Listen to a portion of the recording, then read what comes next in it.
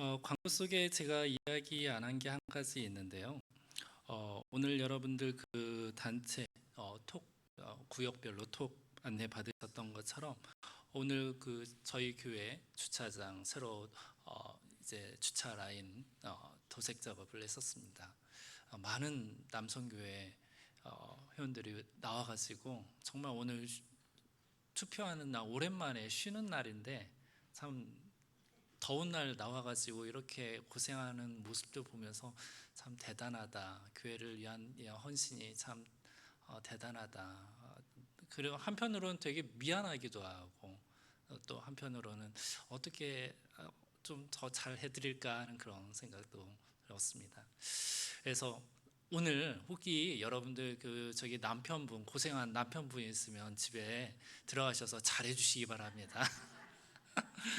오늘 특별히 오늘 나오신 남성분들 하루 종일 고생하셨는데 설교 시간에 조라도 제가 용서하도록 하겠습니다. 편안한 마음으로 예배에 참석하시면 좋을 것 같습니다. 우리 옆에 있는 성도들과 함께 인사 나눕시다. 증인이 됩시다. 인사 나눌까요? 증인이 됩시다. 증인이 됩시다. 네, 우리는 현재 사도행전에서 아주 중요한 말씀을 살펴보고 있는 중에 있습니다.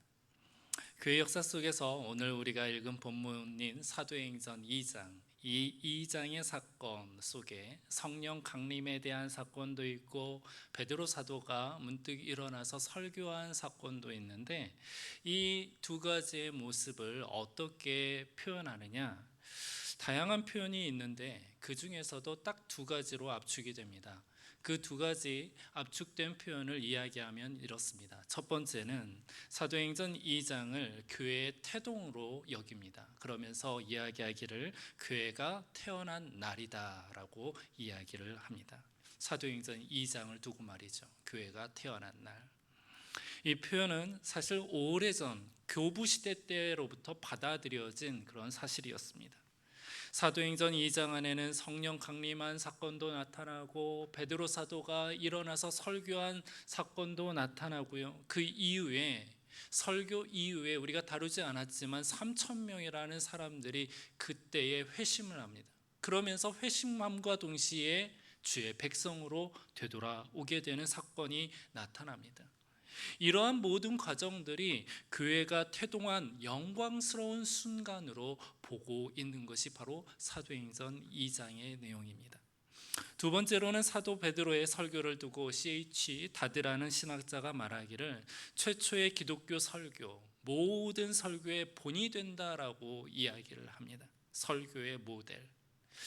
이는 베드로 사도의 설교 내용과 형식이 이후에 등장하는 스데반 집사가 하는 설교나 이후에 나오는 사도 바울의 이야기하는 설교나 모든 설교의 형식과 내용, 그 폼들이 이 사도 베드로의 폼을 그대로 빌려서 하게 되는 것입니다. 그러면서 모든 복음 선포의 본이라고 말하는 것입니다. 그만큼 우리가 살펴보고 있는 사도행전 2장은 아주 중요한 시점이고 중요한 내용, 의미를 담고 있는 것이 바로 본문의 내용이라 할 수 있습니다.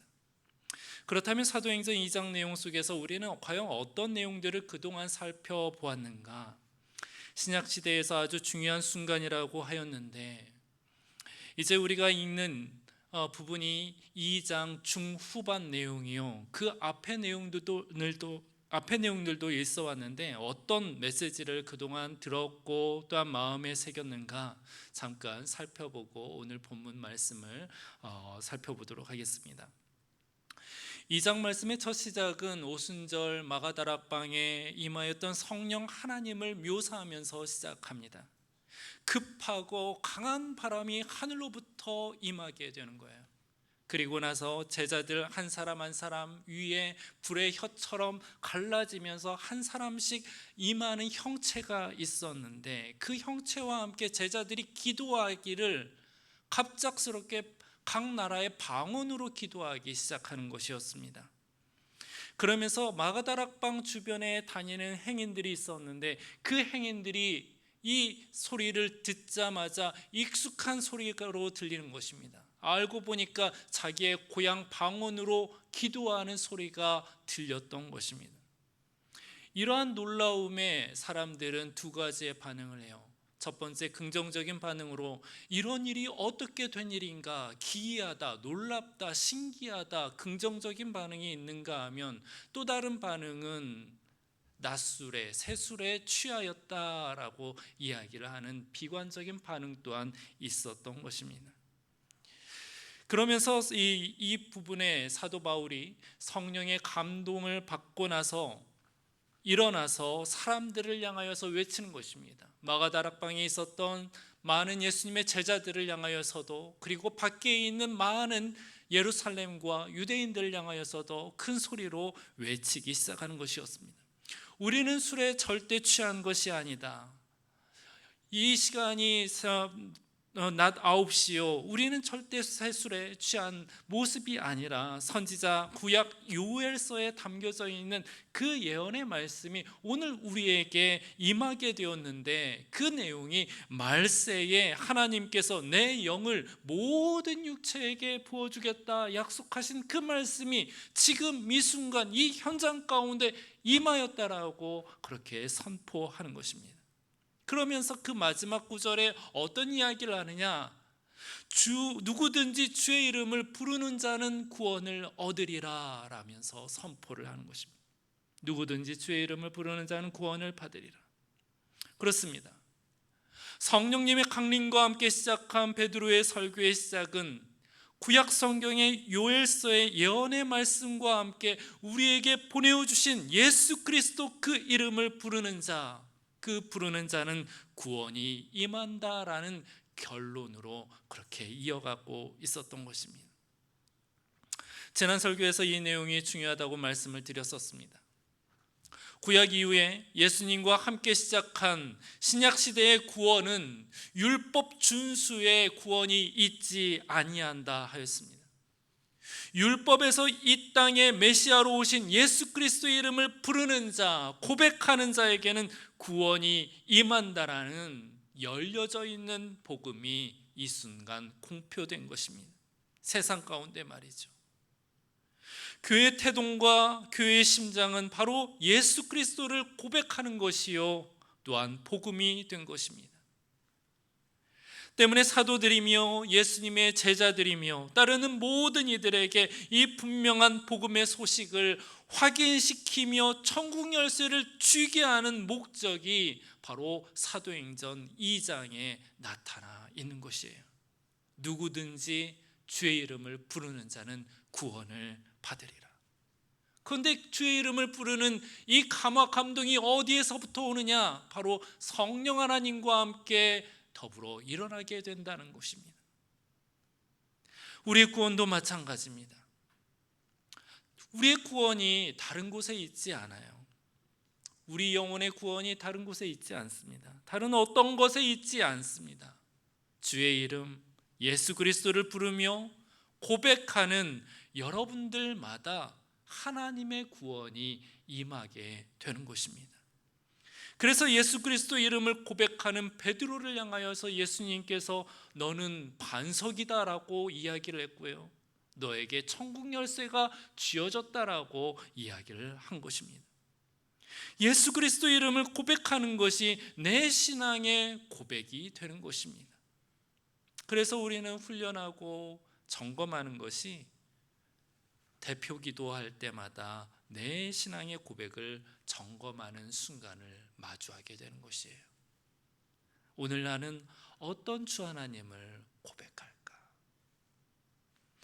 깊은 고민 속에서 내려가는 기도문이 사실 내 신앙의 고백문이 되는 것입니다. 이번에 피택되신 집사님들 계시죠? 여러분들 중에는 대표 기도에 대한 부담을 갖고 계신 분이 아마 적지 않을 것입니다. 모든 것이 이제 부담이 되죠. 대표 기도를 한다, 나와서 누군가 모든 공동체 앞에 나 혼자서 이렇게 기도한다, 참 부담이 되는 그런 순간입니다. 피할 방법이 없어요. 대표 기도가 어쩌면 정말 내 인생의 커다란 십자가로 느껴질 법하기도 합니다. 하지만 여러분들, 대표 기도를 담당하며 써내려가는 이 고백이요, 여러분들에게 주어지는 천국 열쇠라는 것을 생각해 보신 적 있으십니까? 여러분들의 영혼의 반석이 굳게 만들어지는 돌 하나하나라는 이 사실을 생각해 보신 적이 있으십니까? 우리는 이런 신앙 고백 훈련을 통해서요, 구원에 이르게 되는 것이에요. 이를 잊지 말며 살아있는 신앙 고백을 올려드리는 저와 여러분들이 되기를 주님의 이름으로 축복합니다. 교회와 우리는 이 신앙 고백 위에 세워져야 하는 것이에요. 그 기도가 살아있을 때, 고백이 살아있을 때 우리의 신앙이 온전해져 있는 것입니다. 교회가 생명력이 없는 교회일수록 대표 기도가 형식에 머무르게 되는 거고요, 교회가 살아있는 교회일수록 대표 기도가 살아있고 눈물로 촉촉히 젖어있는 교회가 살아있는 교회가 되는 것입니다. 지표가 딱 그래요. 바라기는 남들의 고백이 아니라, 혹은 AI가 해주는 그런 고백이 아니라, 내 신앙, 내 고백, 서투르고 어떠한 서술어 없어도 진심이 담겨져 있는 고백 하나, 그 고백 하나로 하나님께 나아가 하나님께로부터 인정받는 저와 여러분들, 우리 함덕교회의 믿음의 공동체 되기를 주님의 이름으로 축복합니다. 오늘 말씀은 베드로 설교의 후반부 내용을 이야기해 주고 있습니다. 후반부 내용이 이렇습니다. 하나님의 이 앞내용이 이렇습니다. 하나님의 예언대로 우리에게 성령님을 내려주신 하나님은 이 땅에 나사렛 예수를 보내주셨다. 그런데 그 예수를 보니 큰 권능과 기사와 표적을 우리 가운데 베풀어 주셨다. 그것이 바로 하나님께서 우리에게 보내주신 메시아라는 사실이다. 여기까지가 바로 앞 본문의 마지막 내용이었습니다. 정리하면 하나님 성령님의 임재와 이에 대한 베드로 사도를 통한 해설, 이 해설 중에 성령님은 이전부터 예언이 되었던 분이요, 또한 우리에게 예수 그리스도를 보내주셨다까지 말한 것입니다. 이후의 말씀의 포커스는요, 성령님에게서 예수 그리스도로 옮겨지게 됩니다. 우리 본문 23절 말씀 우리 같이 다시 한번 읽어보도록 하겠습니다. 그가 하나님께서 정하신 뜻과 미리 하신 대로 내준 바 되었거늘 너희가 법 없는 자들의 손을 빌려 못 박아 죽였으나. 아멘. 베드로의 입을 통해 증언하는 내용이 무엇입니까? 이 땅에 보내어주신 하나님의 독생자 예수님을 하나님의 백성이라는 이 이스라엘 백성이 율법과 신앙을 알지 못하는 이 로마의 손을 빌어서 십자가에 못 박아 죽였다라는 것이에요. 하나님의 백성을 삼은 이 이스라엘 백성이 말입니다. 이처럼 자녀가요, 부모의 가슴에 대못을 박는 사건들은 우리 인생에 있어서 얼마나 많이 일어나고 있는지 모릅니다. 다른 이야기 같지만 이 모든 모형들이 다 동일한 모형들이에요. 그런데 이 모습들이 참 아이러니하게도 계속되는 반복으로서 인생의 스토리를 써내려가고 있는 것 여러분들 아십니까? 성경에서도 요셉을 이방 상인에게 팔아넘긴 형제들이 있죠. 그리고 그 형제들과 함께 가슴 아파하는 아버지 야곱의 모습을 성경은 조명하고 있습니다. 이 부분 또한 이후에 나타날 예수 그리스도와 성부 하나님의 아픔으로 모여지는 그러한 모형론인 것입니다. 또한 사도 바울의 회심전의 모습 또한 잘못된 길을 가다가 그리스도인들을 처형하고 잡아넣는 책임자요 지휘 감독관으로 보여지는 것도 결코 우연은 아닐 것입니다. 못된 자로 살았던 것이죠. 뿐만 아니라 인생의 사춘기를 잘못 들어서 가족과 부모에게 큰 신세를 진 이야기들도 우리 주변에 얼마나 많이 들리는지 모릅니다. 이런 인생의 큰 실수와 커다란 빚짐, 이러한 모습들은요, 실은 인생으로 하여금 구원에 대한 갈증을 느끼게 하고 복음을 찾게 하게 하는 그러한 매개체가 되기도 하는 것입니다. 인생 속에 숨겨져 있는 이 아이러니한 모습들은 실은 상호 반작용에 의해서 하나님의 구원을 찾게 하는 하나님의 지혜가 담겨져 있는 그러한 통로가 되는 것이에요. 때문에 본문 첫 구절에 하나님의 예지와 하나님의 지혜를 소개하는 이유가 바로 이 때문에 그런 것입니다. 어떻게 나타나 있습니까? 우리 23절 첫 절에 보면 이렇게 나타나 있어요. 그가 하나님께서 정하신 뜻과 미리 아신 대로 내준 바 되었거늘. 독생자이신 예수 그리스도를 세상 가운데 내준 바 되었거늘. 왜요? 정하신 뜻과 그리고 미리 아신 대로 예지하신 능력이 있다라는 거예요. 예지하신 내용이 있다라는 것입니다. 그 모든 것이 하나님의 지혜가 섞여 있었다라는 것이에요. 사랑하는 성도 여러분들, 이 말씀에 우리 역시도 자유로울 수 없는 이유가요, 우리 모두가 알고 보면 우리의 삶 가운데 선악과를 따먹은 자들이었고, 또한 예수 십자가형에 찬성을 하며 목소리를 높였던 자들이었고, 못 박은 자들이나 다름없는 삶을 살아왔기 때문에 우리로서도 이 본문의 말씀을 들을 때 자유로울 수가 없는 것입니다. 죄 아래 거했던 우리였으며 어둠 속의 문화에 젖어 온갖 이기적이고 나 중심적인 행동으로 피해를 입힌 이들이 얼마나 많았었습니까? 우리는 알게 모르게 하루에도 몇 번씩이나 선과 악의 경계선을 넘나드는지 모릅니다. 이런 모습들은 과연 옛날 이스라엘 백성들과 다를 바가 없는 당시 십자가 처형을 외쳤던 군중 중에 한 사람으로 여겨질 법하는 것입니다. 저나 여러분들이나 다 마찬가지로 말입니다. 하지만 복음의 능력, 부활의 능력은 바로 이러한 절망적인 시점, 낙심한 시점, 정말 어디 쥐구멍이라도 들어가고 싶은 그런 갈급한 심정, 이러한 상황 가운데 하나님의 능력은 내보여지게 되는 것입니다. 하나님의 손에 의해서 말입니다. 우리 24절 말씀인데요, 우리 24절 말씀을 다시 한번 읽어보도록 하겠습니다. 시작. 하나님께서 그를 사망의 고통에서 풀어 살리셨으니 이는 그가 사망에 매어 있을 수 없었음이라. 아멘. 무지한 하나님의 백성이라 하는 이들이 예수님을 십자가에 못 박아 죽였을 때에 하나님께서는 예수님을 이 사망의 고통에서 풀어서 살리신 것이랍니다. 이것이 하나님의 위대하심이고 하나님의 능력의 절대적인 그러한 절대성이 되는 것이에요. 하나님 앞에서는 못하실 것이 없으시고 불가능한 영역이 없다 말하는 것이 바로 이 때문인 것입니다.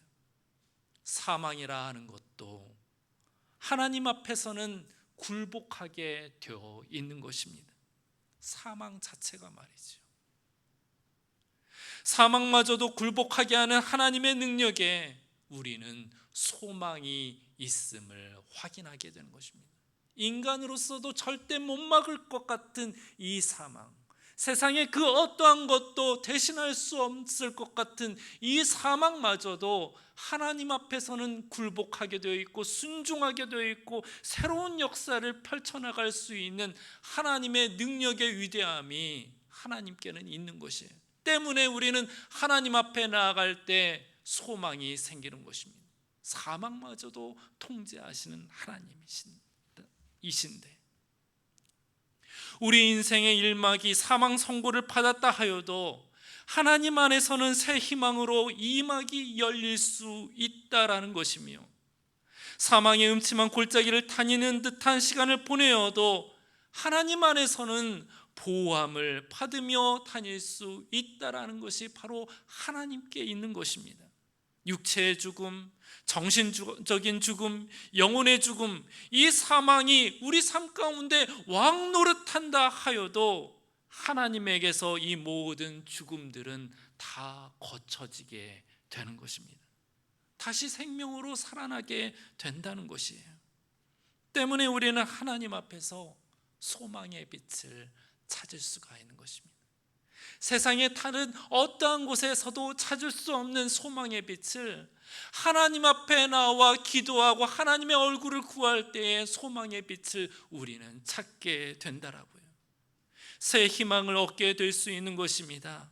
그래서 우리가 하나님 앞에 나와 기도하는 이유요, 또한 하나님께 예배하는 이유가 바로 이 때문인 것입니다. 왜냐하면 하나님 안에 거할 때에 우리는 하나님의 평안, 하나님의 샬롬을 우리가 맛볼 수 있기 때문인 것입니다.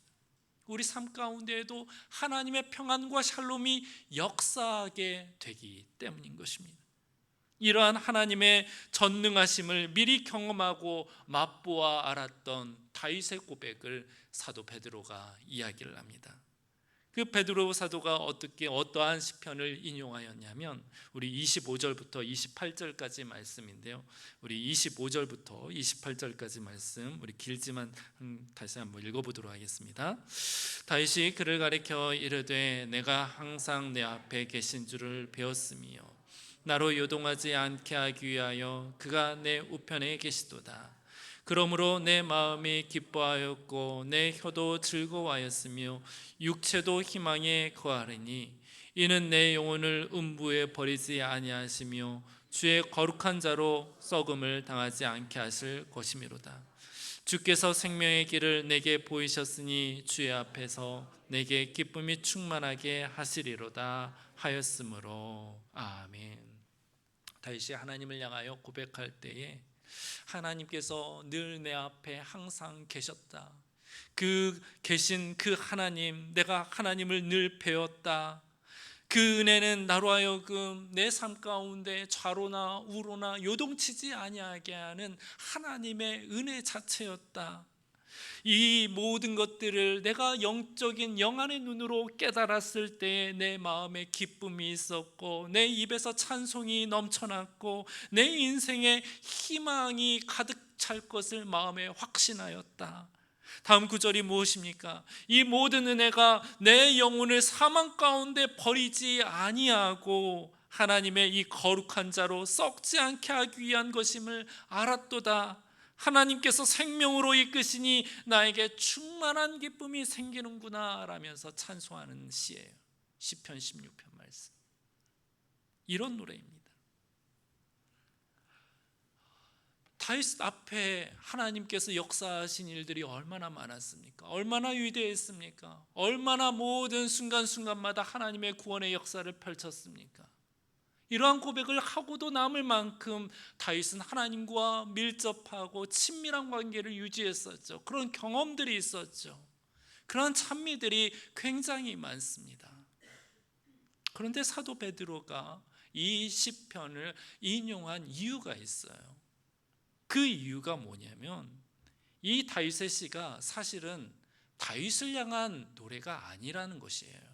역설적으로 이야기하겠지만 이제 좀 이해하기가 좀 그렇지만 이 다윗을 향한 고백, 다윗이 직접 고백한 시였는데 그 이 시를 보게 되고 비전을 바라봤던 내용들이 다윗을 향한 고백이 아니라는 것입니다. 그러면 무엇이냐? 바로 하나님의 아들 예수 그리스도를 향한 예언의 말씀이다라고 단정지어 이야기를 하는 것입니다. 어떻게 예언의 말씀이 되느냐? 이유는 바로 이것입니다. 29절 말씀에 보면 이렇게 나와 있죠. 다윗이 죽었고 장사되어 다윗의 묘가 오늘날까지 어느 곳에 묻어 있지 아니하냐라고 이야기를 하는 거예요. 다윗이 이미 우리에게 죽었고 그리고 다윗의 묘가 오늘날 그 어느 곳 실제로 묻어 있는 곳 우리에게 있지 아니하냐. 다윗의 뼈가 거기에 묻어 있다라고 이야기를 합니다. 그러므로 이 다윗의 시 가운데 바로 27절에 보면은 이는 내 영혼을 음부에 버리지 아니하시며 주의 거룩한 자로 썩음을 당하지 않게 하실 것이미로다. 죽음을 맛보지 않게 하실 것이로다. 이 내용이 상충한다라는 겁니다. 그래서 이 말씀이 다윗에게 적용되는 말씀이 아니라는 거예요. 오히려 베드로는 다윗을 향하여 그 다음 구절에 보면은 선지자라고 이야기를 합니다. 30절 말씀에 그는 선지자라. 미리 바라보는 사람 아닙니까? 선지자. 어떤 내용으로 선지자라고 이야기하느냐? 하나님께서 다윗의 자손 중에서 한 사람을 그 위에 앉게 하리라 하며, 다윗의 후손 중에 한 사람을 택하여 앉게 하리라 하며, 이 한 사람에 대해 미리 보았다라는 거예요. 하나님께서 미리 보여주었다라는 겁니다. 그 내용으로 하나님께 고백한 찬송시가 시편 16편 인용된 말씀이라는 것입니다. 미리 보았기 때문에 이렇게 고백하는 것입니다. 이는 내 영혼을 음부에 버리지 아니하시며 주의 거룩한 자로 썩음을 당하지 않게 하실 것이미로다 말하는 것입니다. 물론 다윗이 정말 하나님께서 나로 말미암아 죽음을 면하게 하셨습니다라는 어떤 의미론적으로 고백할 수 있지만, 이 예언의 시가 실제적으로 적용된 것은 다윗이 아니라 바로 하나님의 아들 메시아이신 예수 그리스도를 향한 예언의 시라고 사도 베드로는 성령님의 인도하심을 따라 그렇게 이야기를 하는 것입니다. 예수 그리스도, 다윗의 후손 중에 한 사람, 그 말씀이 바로 예수 그리스도를 통하여서 부활을 일으키신 하나님의 능력을 이 구절을 통해서 예언했다라는 겁니다. 우리 31절과 32절 말씀을 우리 같이 한번 읽어보도록 하겠습니다. 시작. 미리 본고로 그리스도의 부활을 말하되 그가 음부에 버림이 되지 않고 그의 육신이 썩음을 당하지 아니하시리라 하더니 이 예수를 하나님이 살리신지라 우리가 다 이 일의 증인이로다. 아멘. 사도 베드로는 다시 한번 하나님께서 예수 그리스도를 부활시키셨음을 확인시켰던 것입니다. 이 구절들을 통해서, 이 모든 내용들을 통해서 하나님께서 메시아이신 예수 그리스도를 우리 가운데에서 다시 살리셨다. 24절 앞절에서도 하나님께서 예수를 부활시키셨다라고 이야기하고요, 또한 32절에서도 하나님께서 예수를 살리셨다라고 이야기를 하고 있는 것입니다. 그리고 결말은 36절의 말씀에 나타난 대로 예수를 하나님이 주와 그리스도가 되게 하셨다라고 안내하는 것이 바로 결말이 되는 것입니다. 우리 중에 주가 되시고 그리스도, 기름 부음 받은 자, 메시아가 되게 하셨다, 살아있는 메시아다라고 이야기하는 것입니다. 결국 베드로의 설교의 핵심은 바로 하나님께서 예수 그리스도를 부활시키셨다라는 이 부활의 능력을 전하는 내용이었습니다. 이 내용이 복음이 된 것이에요. 복음. 주님의 이름을 부르는 자는 구원을 얻게 되는데, 그 주님이 어떤 분이냐? 우리가 십자가에 못 박히게 하신 하나님의 독생자요, 하나님께서는 독생자이신 예수님을 사망으로부터 건져내셨다.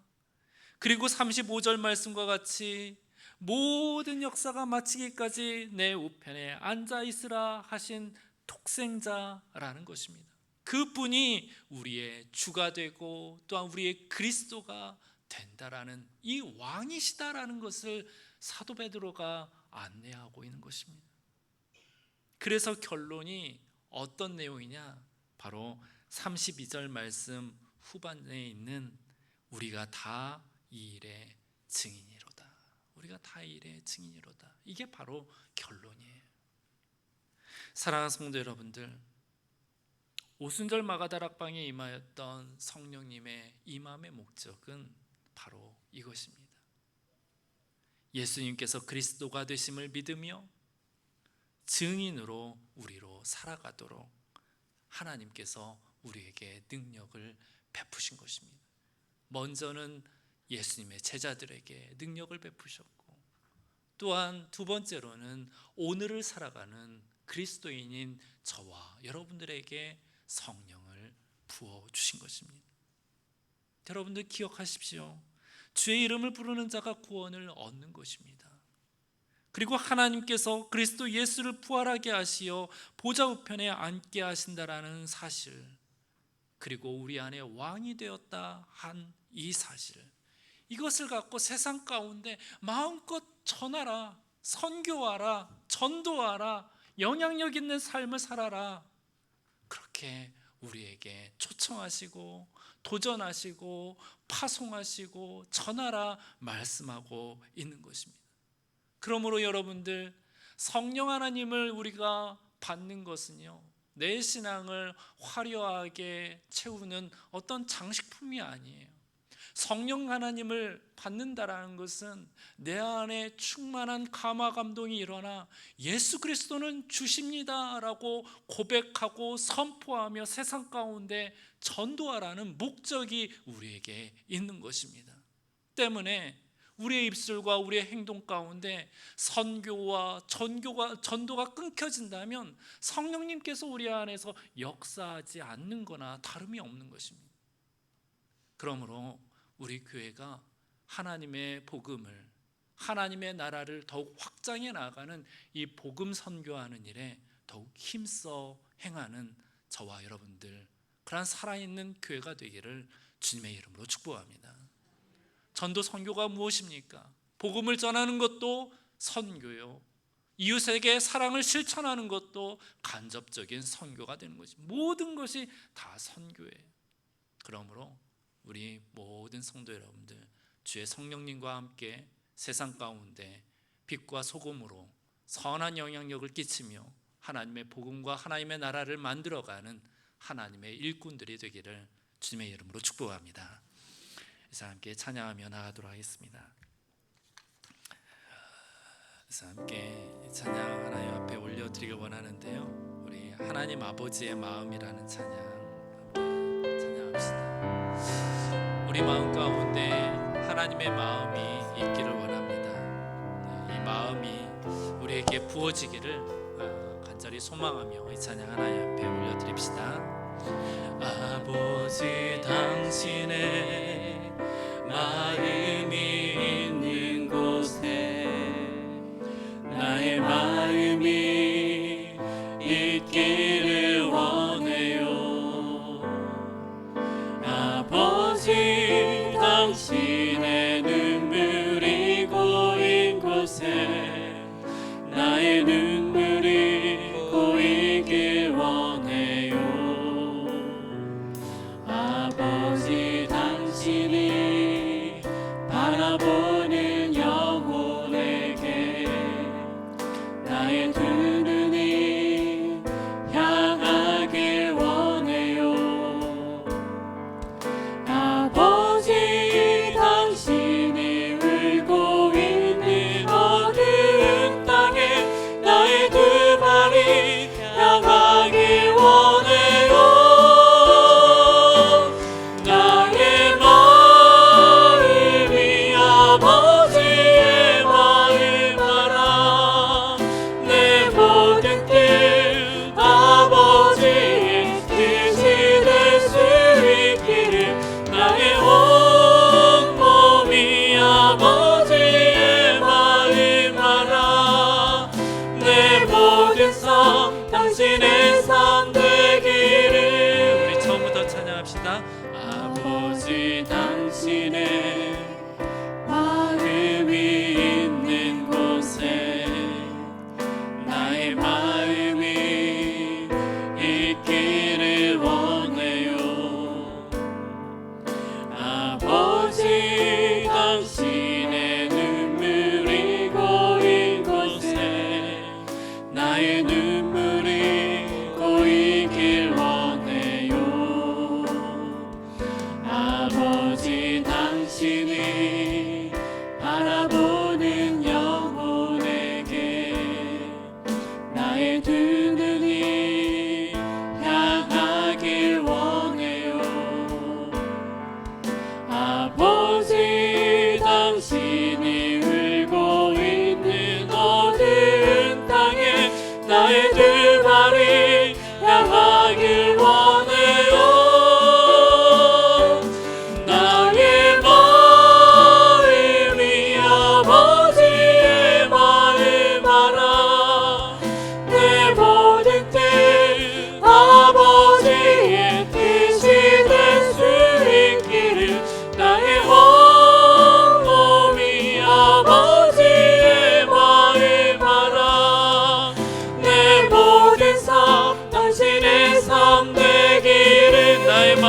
아버지 나의 마음이 아버지의 마음 알아 내 모든 뜻 아버지의 뜻이 될 수 있기를 나의 온 몸이 아버지의 마음 알아 내 모든 삶 당신의 삶 되기를.